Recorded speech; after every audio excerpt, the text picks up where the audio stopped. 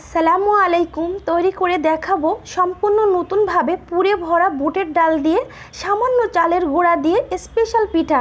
আর এই পিঠা এতটা ক্রিস্পি আর ফুলকো ফুলকো, খেতে খুবই মজা। আমি যেভাবে তৈরি করেছি একদম সম্পূর্ণ নতুন পদ্ধতিতে আর নতুনভাবে এই পিঠা আমি তৈরি করেছি। খুব সহজে এই পিঠাটা ঝটপট তৈরি করে ফেলুন। এখনও যারা আমার চ্যানেলটাকে সাবস্ক্রাইব করেনি তারা অবশ্যই আমার চ্যানেলটাকে সাবস্ক্রাইব করে নেবেন এবং পাশে থাকা ছোট্ট বেল বাটনটি ক্লিক করে দেবেন। তো চলুন আমার তৈরি করতে এখন যা যা লাগছে। এখানে আমি বুটের ডাল নিয়েছি বা ছোলার ডাল। ছোলার ডালটা আমি সারা রাত ভিজিয়ে রেখেছিলাম। এখন ব্লেন্ডার জারের মধ্যে দিয়ে সামান্য পানি দিয়ে ব্লেন্ড করে নিব। তো এইরকম হবে ঘনত্ব, আমি দেখিয়ে দিচ্ছি। এই যে এরকম, আর এরকম ঘন হবে। এখন আমি এদিকে একটি ফ্রাই প্যানের মধ্যে নিয়ে নেব গুড়। আপনারা যে কোনো গুড় নিলে হবে বা চিনি নিলেও হবে।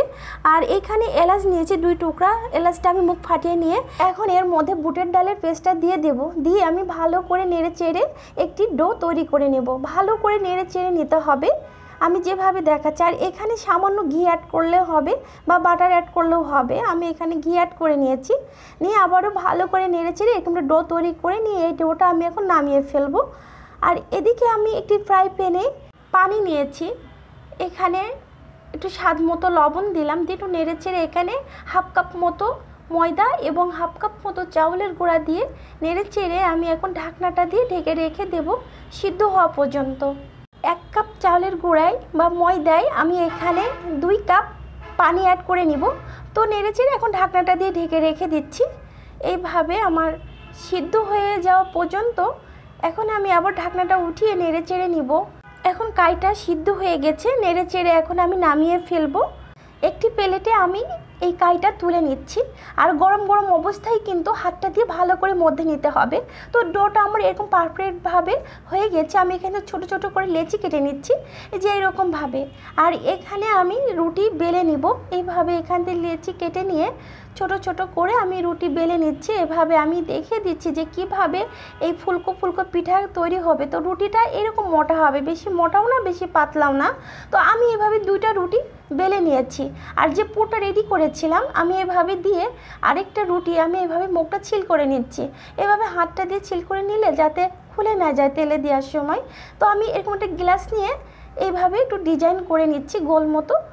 তো আমি একটু ঝাঁকি দিয়ে বের করে নিচ্ছি এইভাবে।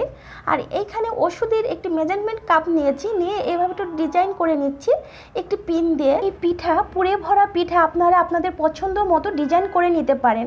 তো আমি এইভাবে আমার পছন্দ মতো আমি ডিজাইন কেটে নিচ্ছি। তো দেখেন কত সুন্দরভাবে আমি ডিজাইনগুলো কেটে নিচ্ছি। তো হয়ে গেছে। আমি এইভাবে আর একটু সরনার দিয়ে আমি একটু ডিজাইন তুলে নিলাম, মানে সুন্দর হওয়ার জন্য। তো আমার পারফেক্টভাবে এই ডিজাইন হয়ে গেছে। এখন আমি এদিকে এই পিঠা সব তৈরি করে তেলে ভেজে নেব। তেলটা আগের থেকে গরম করে নিতে হবে। এই পিঠাগুলো আমি উল্টিয়ে পাল্টিয়ে লাল লাল করে একটু ভেজে নিচ্ছি। এখন ভাজা ভাজা হয়ে গেছে, আমি তুলে নিচ্ছি। আমি দেখাচ্ছি, দেখেন কতটা সুন্দর হয়েছে। আর এদিকে একটি কিচেন টিস্যুর উপরে আমি পিঠাগুলো তুলে নিলাম, যাতে এক্সট্রা তেল থাকে সেটা টেনে নেয়। এর জন্য আমি এভাবে সব পিঠাগুলো তৈরি করে নিয়ে এসেছি। আর একটি পিঠা আমি ভেঙে দেখাচ্ছি, দেখেন কতটা পুরে ভরা আর উপরটা কতটা ক্রিস্পি। আশা করি আমার এই পিঠা আপনাদের ভালো লাগবে। পুরে ভরা এই পিঠা কত সুন্দর ফুল পিঠা তৈরি হয়ে গেল। আশা করি আমার ভিডিওটি আপনাদের ভালো লাগবে। নতুন ডিজাইনের এই পিঠা। আল্লাহ হাফেজ। আসসালামু আলাইকুম।